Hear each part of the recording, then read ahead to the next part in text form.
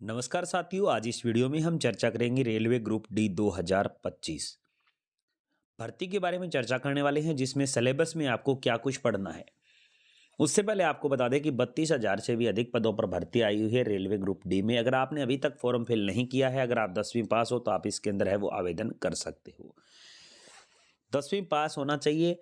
इसी के साथ ही अगर आईटीआई है तो कोई दिक्कत नहीं है, आईटीआई की ज़्यादा आवश्यकता भी नहीं है। अगर आईटीआई पास है तो भी इसके अंदर आप फॉर्म फिल कर सकते हो। अब चर्चा कर लेते हैं क्या कुछ इसका सिलेबस रहने वाला है। सिलेबस की चर्चा करें उससे पहले जान लेते हैं कि इसमें परीक्षा किस आधार पर होगी। तो रेलवे ग्रुप डी में है वो परीक्षा आयोजित के लिए दो चरण दिए गए हैं। पहला चरण रहेगा कंप्यूटर आधारित सीबीटी, दूसरा रहेगा शारीरिक दक्षता परीक्षा यानी फिजिकल आपकी परीक्षा होगी। उसी के बाद पास होने वाले उम्मीदवारों को, दोनों चरणों में पास होने के बाद उम्मीदवारों को है वो दस्तावेज सत्यापन के लिए बुलाया जाता है। तो चर्चा करें कि इससे पहले आपको क्या कुछ पढ़ना होगा।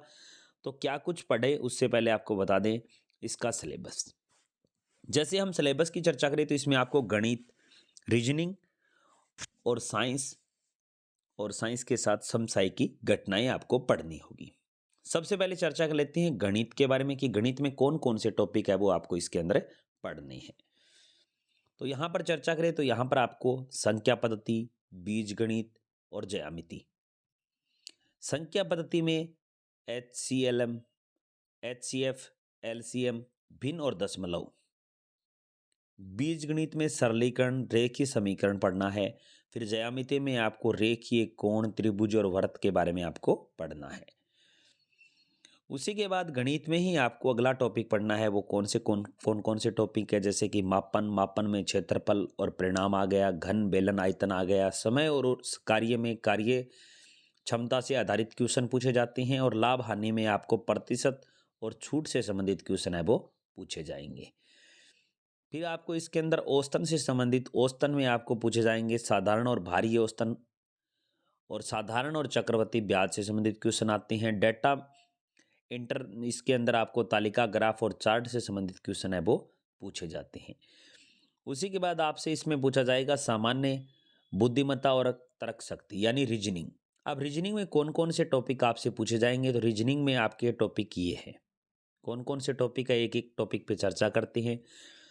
पहला ही टॉपिक है रक्त संबंध, यानी किसका किसके साथ क्या रिश्ता है, इस प्रकार के क्वेश्चन इसमें पूछे जाते हैं। दिशा ज्ञान से संबंधित पूछे जाते हैं कि जैसे कोई एक, मान लो राहुल है वो उत्तर दिशा की ओर चल रहा है, 10 किलोमीटर चला, फिर पश्चिम में मुड़ा, पूर्व में मुड़ा, इस प्रकार के दिशा से संबंधित। फिर कोडिंग डिकोडिंग से संबंधित, क्रम और श्रृंखला से संबंधित, और सिलो लॉजिक पजल पजल आते हैं उससे संबंधित भी क्वेश्चन आते हैं। आंकड़ों की पर्याप्तता से संबंधित भी क्वेश्चन आते हैं, और वर्गीकरण से संबंधित क्वेश्चन भी इसमें आपसे पूछे जाते हैं।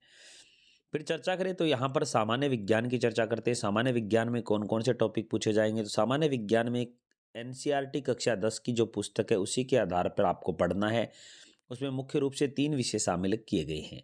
कौन कौन सा है, तो पहला ही विषय आपका है भौतिकी।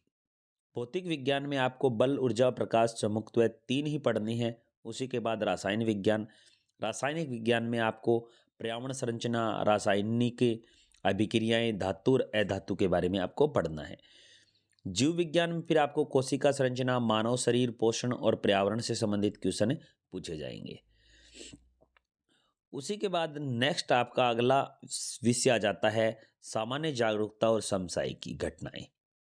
इसमें अनुभव में राष्ट्रीय अंतर्राष्ट्रीय घटनाओं से संबंधित जुड़े हुए प्रश्न और टॉपिक पूछे जाते हैं, जिसमें कौन कौन से हो सकते हैं। जैसे पहले की चर्चा करें तो पहला आपसे पूछा जाएगा खेल, पुरस्कार और सम्मान। आप मान के चलो कि 2024 से लेकर 2025 तक जो भी खेल हुए हैं उनमें कौन कौन सी ट्रॉफी, कौन कौन से पुरस्कार, कौन कौन से सम्मान मिले, इससे संबंधित क्वेश्चन आपसे पूछा जाएगा। फिर भारतीय इतिहास और संस्कृति के बारे में क्वेश्चन आएंगे। फिर पर्यावरण जागरूकता से संबंधित क्वेश्चन पूछे जाएंगे। सरकार की कौन कौन सी योजनाएं हैं और उनकी नीतियां क्या है, और वो योजनाएं क्यों चलाई गई। इसी के साथ ही विज्ञान प्रौद्योगिकी नवीन खोज, यानी वैज्ञानिकों से संबंधित क्वेश्चन की विज्ञान में कौन कौन सी नई खोज हुई है, इससे आधार पे आपसे भी क्वेश्चन पूछे जाएंगे। तो ये आपका रहने वाला है सिलेबस।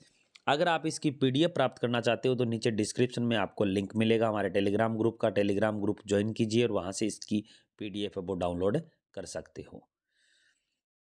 और हमारे टेलीग्राम ग्रुप को ज्वाइन कर लीजिए ताकि वहाँ पर आपको इस प्रकार की लेटेस्ट अपडेट है वो मिलती रहे। अगर आप चैनल पे पहली बार आए हो तो ऐसी लेटेस्ट इन्फॉर्मेशन देखते रहने के लिए चैनल को जरूर सब्सक्राइब करें। आगे फिर मिलते हैं एक ऐसी लेटेस्ट और नई वीडियो के साथ, तब तक के लिए धन्यवाद। जय हिंद, जय भारत।